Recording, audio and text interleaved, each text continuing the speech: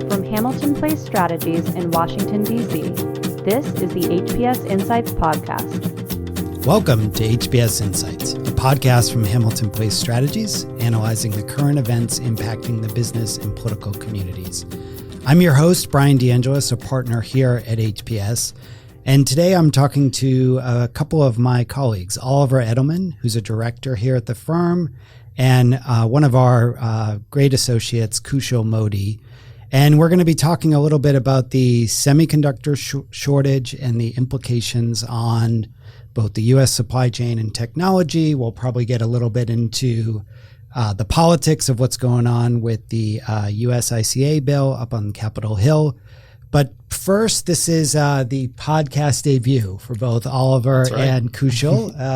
Although Kushal is one of our many great associates behind the scenes producing our podcast. So guys, welcome to the show. It's good to be here, Brian. Thanks for having us. Of course. Why don't we start, Oliver, I'll turn to you first. Just tell us a little bit about your background, what you do here at HPS, and then we'll go over to Kushal. Sure. I'm a director here at HPS. I joined HPS in September of 2019 by way of UVA college and then a year of grad school there. By way of further background, I grew up abroad. I grew up in the UAE, which I guess was part of what contributed to my interest in kind of politics and world affairs. Sure. And that was a little bit of what interested me in a policy career. Coming out of grad school, I was interested in business as well, and the kind of functional aspects of, it might sound silly, but like making slides and kind of memos and things like that. And so I wanted to combine that with the politics. And that's what brought me to HPS. And since I've been here, I've developed a kind of super strong interest in tech policy, everything from kind of platform competition issues to now the semiconductors. So excited to talk about it today. Awesome. Well, we've worked on a few teams together, so I've seen that great work firsthand. But Kushal, you're I guess one of the newer guys at the firm, although not the newest. But tell us a little bit about where you come from. Yeah, so I've been here, I guess, about almost a year now. I studied PPE, which is like philosophy, politics, and economics at Penn. And so when I was looking for where I wanted to go after school, I think HPS is one of the few places that really engages across like a lot of different disciplines like that. And I think that's one of the reasons that I was so drawn to coming here. And so I'm lucky that I was able to work on issues like tech and financial services and a little bit of education. So that's what I've been up to. Awesome. Well, let me pull back the curtain a little bit about what we do here at HPS internally. So about, I think a week and a half ago, you two did a presentation for the entire firm on what is going on in the semiconductor industry over the last few years, how this shortage has come about during COVID, but I think you're going to get into even deeper issues beyond COVID. And, we do this internally to make sure our staff is up to speed on some of these issues. We work with a lot of clients that are dealing with this issue. And I would say this even if you weren't here. It was a great presentation and we thought it would make a great podcast. So I wanted to get you guys on here to talk about that a little bit. So let's kind of start at the beginning. What have you been seeing in the industry over the last couple of years, and what did happen during COVID that a lot of us are reading about every day? Yeah, so COVID, definitely had an impact, but a lot of the issues that we're seeing that are, COVID related are actually the result of, longer term kind of trends that we've been seeing in the industry. And so there are kind of two broad kind of trends that I think are worth talking about. One is this kind of long-term secular increase in demand for chips. And, part of that is associated with 5G and kind of that Internet of Things. So if you think about, the kind of my smart toaster. Yeah, your smart toaster, right? Yeah, your like refrigerator that's going to fill itself up again once your milk is running out. That kind of thing is going to require a lot more chips. There was a McKinsey study that showed that, between 2021 and 2030, we're going to almost have a doubling in demand for chips. And so, yes, the 5G IoT kind of world is gonna see an increase in demand for chips. but it's more than that. Electrification, electric cars require almost twice as many chips as gas cars do. Gas cars in themselves require a lot more chips, in things like sensors and all these kind of bits and bobs and gadgets that you have in cars these days. So that's kind of one trend, is massive increase in demand. The other kind of trend that we really wanted to explore in that presentation, and that surprised me at least as we were kind of doing our research preparing for that, is the kind of exponential increase in the cost of producing, especially those more sophisticated chips. So, a lot of folks might have heard of Moore's Law, which basically holds that the number of transistors on a chip doubles roughly every 2 years, which means that chips become, they become more productive, right. They become more efficient. And that's true, and that still kind of holds. They may, viewers or listeners might have also heard about the fact that Moore's Law is maybe approaching its kind of physical constraints. So we're kind of almost approaching that atomic level. The smallest parts on chips are 10 nanometers wide, which is, thinner than a DNA helix, for example. But something that, surprised me was something that's called Moore's second law, which is actually that as kind of chips become way more sophisticated, the cost of producing those chips increases exponentially as well.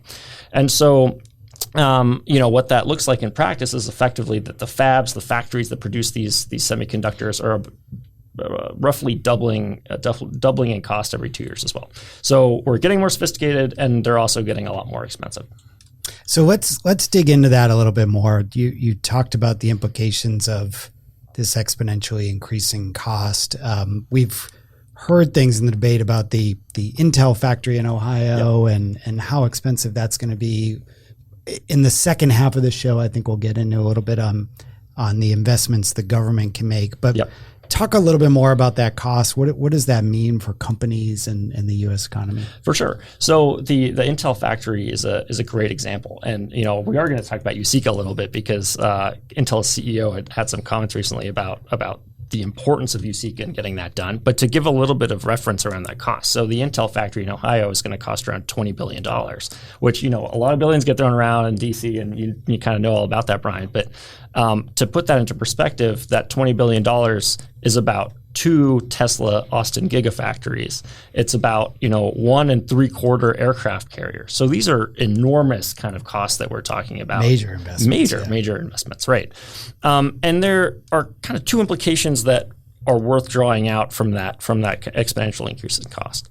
One is that a handful of companies, and a decreasing number of companies, are finding themselves in a virtuous cycle where they're able to capitalize on kind of delivering that next generation of chips, taking that profit, and then reinvesting it and getting a lead ahead of their competitors on the next one. And as we were thinking about this, there was this kind of concept of a crazy merry-go-round where every round kind of gets faster and folks get thrown out of it, and there are fewer and fewer players left on the merry-go-round, right? And this is kind of what we're seeing. We're in this newest generation of chips. I mean, Samsung just last week announced that they're capable now of producing chips at what's called the 3 nanometer process. So Samsung has announced that they're going to be capable of doing this. TSMC is going to catch them. Intel might catch them, but those are kind of the only 3 players left at this point. It's becoming more expensive. Fewer players are capable of kind of producing at that leading edge, and that's one of the things we're looking out for. So talk a little bit about there's fewer players. That to me at least implies there's some underinvestment going on. We heard a lot about this during COVID, and maybe I'm backing into a question on what's going on with the supply chain. But talk to me a little bit more about what COVID did to either exacerbate the problem or at least, I guess, bring it to the front pages. Sure. So there are a lot of different kind of things going on with COVID. So one is that, and this is something that you all have talked about on the Macrocast a lot, is that folks just didn't have the money to spend on things like going on vacation, going to restaurants and things. And so instead they used that stimulus money as well to buy gadgets. We had a colleague, Johnny, who waited a little while for his PS5, a little longer than he wanted. But we're spending money on gadgets that they otherwise wouldn't have. So there was an increase in demand. There was around that time an increase in the crypto price. And so a lot of the kind of graphics processing units were found to have to perform very well in Bitcoin mining. So all of the kind of servers that Kushal has in his basement for Bitcoin mining, that was another thing that might be another episode. Yeah, exactly. So there were a few different things that pushed the demand up. At the same time, COVID, had its implications in terms of the supply. Places like Vietnam went into severe lockdowns. Vietnam is important in the later stages of semiconductor production.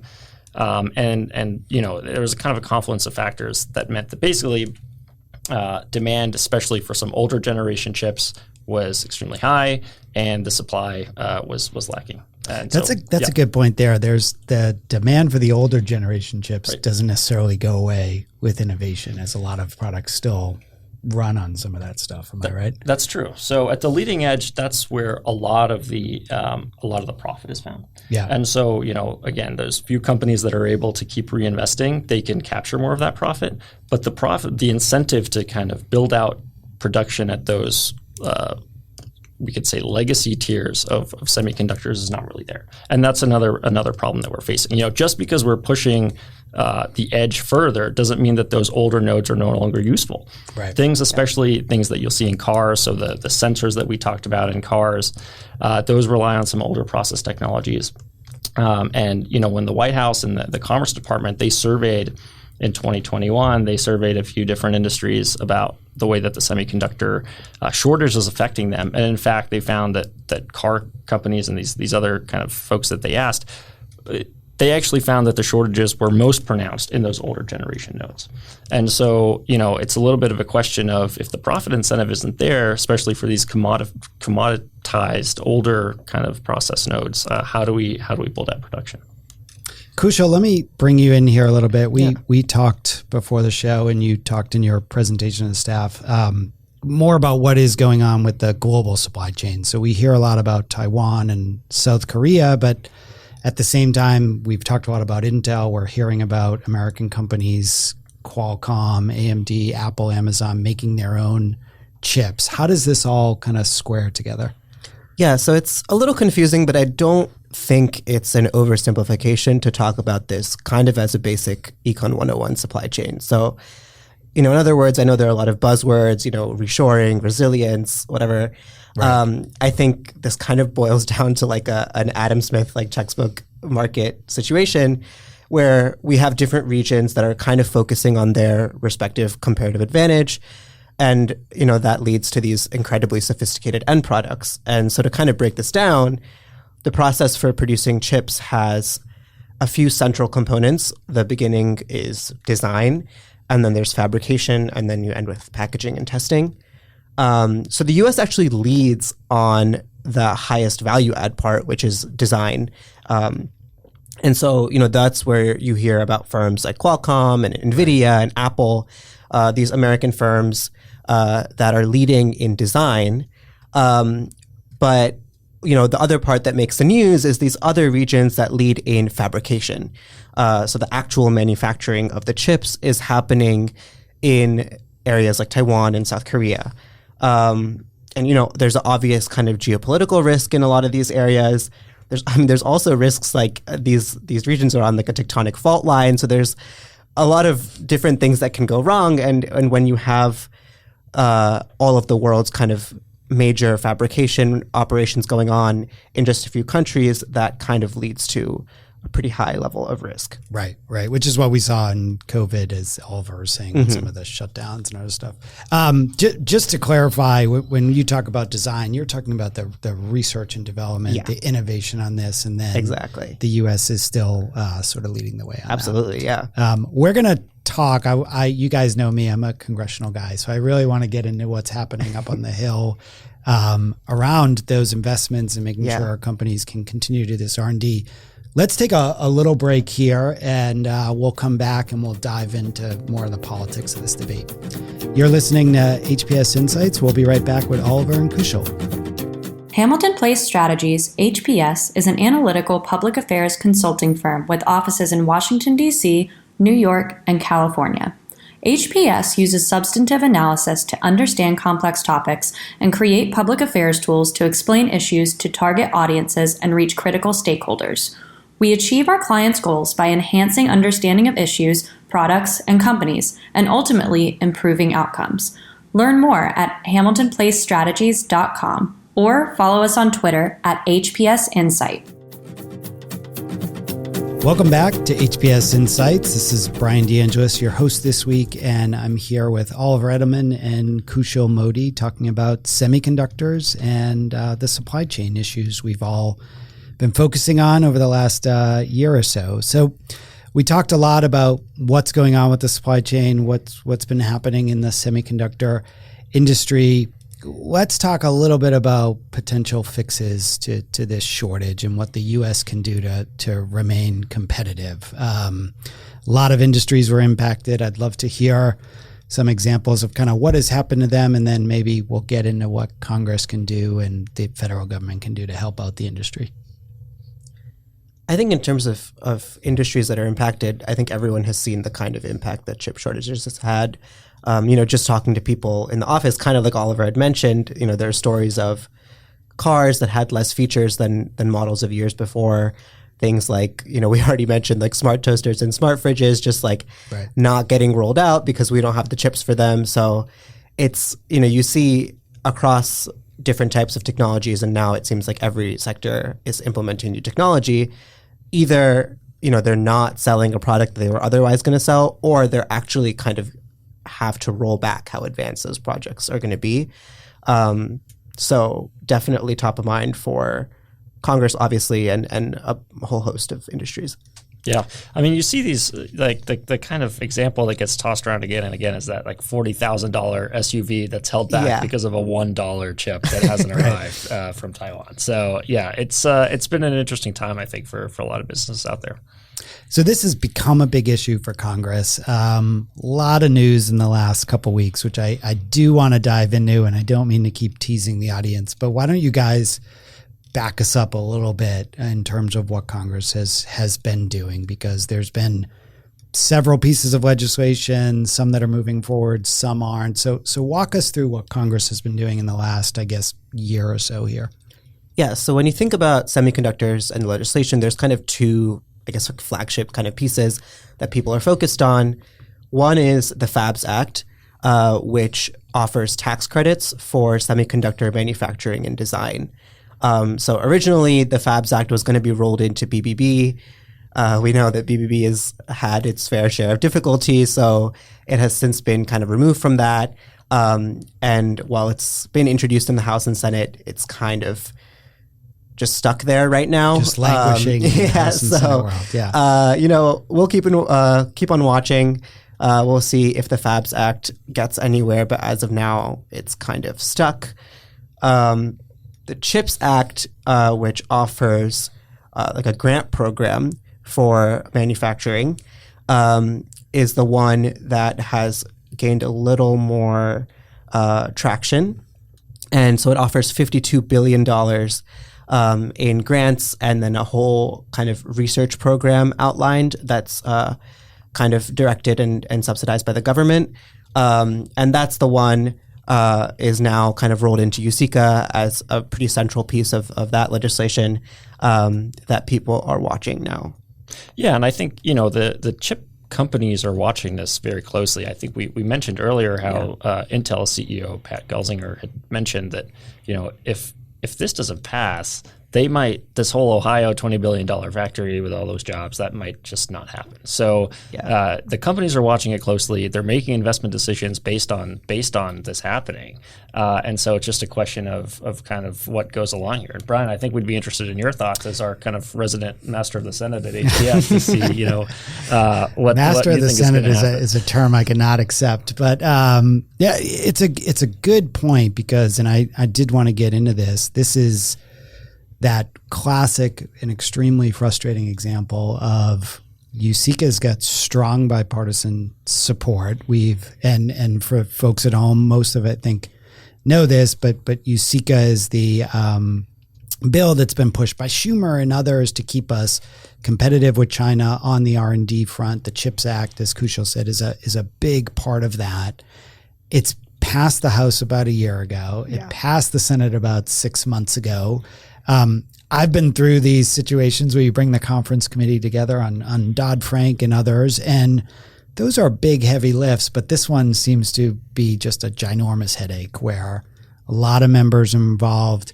They've been able to settle some issues, not settle some others, and now it's getting messy with politics of, in the last few days, really, we've seen both McConnell come out and say, if you're going to try any kind of Build Back Better, I'm going to drop Republican support for USICA, which is a big deal because there's a lot of folks on the Republican side pushing for this. And now you've got Schumer and some House members doing what they said they wouldn't do, which is just attempting, or at least trying to convince their colleagues, let's just take up the Senate version of USICA, pass it in the House, which case, this is Congress 101 probably for most of our listeners, but you skip the conference committee, you go right to Biden's desk. So a lot's going to happen on this in the next, I think, week or so, but it is one of those important pieces of legislation that you would expect to just sail through. Yeah.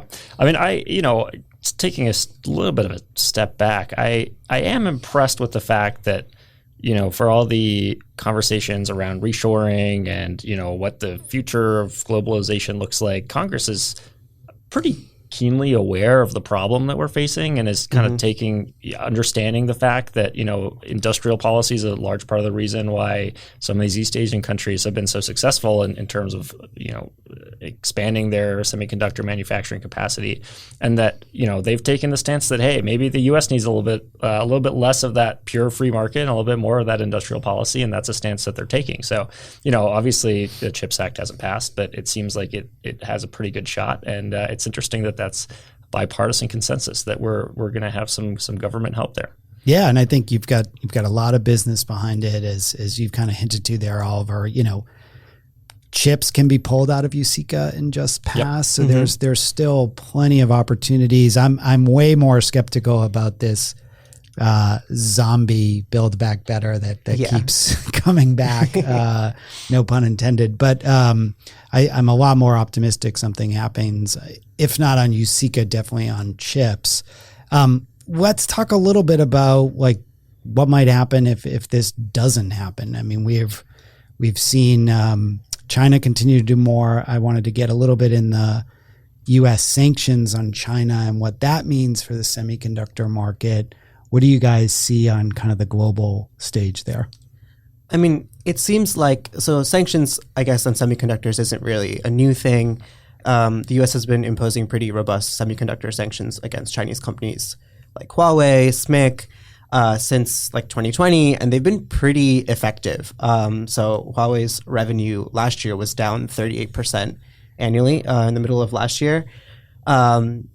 And so you're seeing those kinds of programs be pretty effective, and I think that they will continue to be used. But another thing there is that China's also responding by, it has gotten a lot better at sourcing chips domestically. Right. And so I think we kind of need a tactic shift, and that's part of what's going on in Washington right now, as I know Biden is kind of reevaluating some of those consumer-focused sanctions. These chip sanctions are very much top of mind.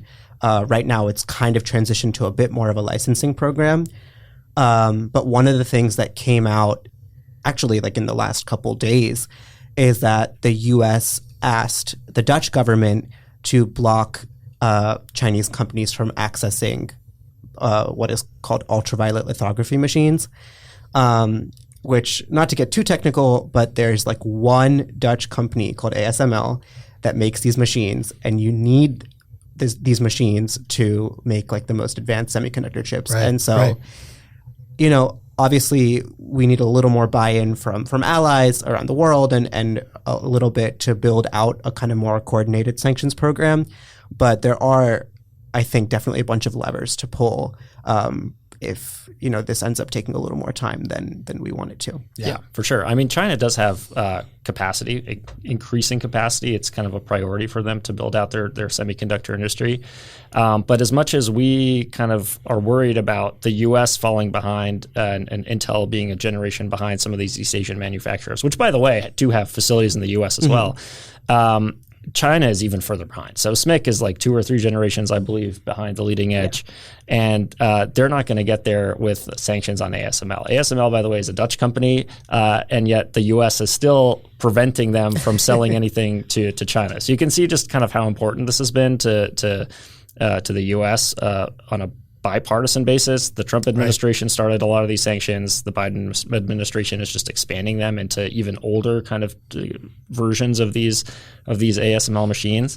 And so China is, really struggling. Again, I think it just emphasizes just how many bottlenecks there are in the supply chain, and if one of those is missing, it's just really hard to compete. It can wreak havoc, and kind of going full circle, but back to USICA and why we need this investment, we need this R&D, and the U.S. is pushing for it. But you guys both raised a couple good points that I guess I should note. We are recording this on July 8th because things seem to be changing daily on both.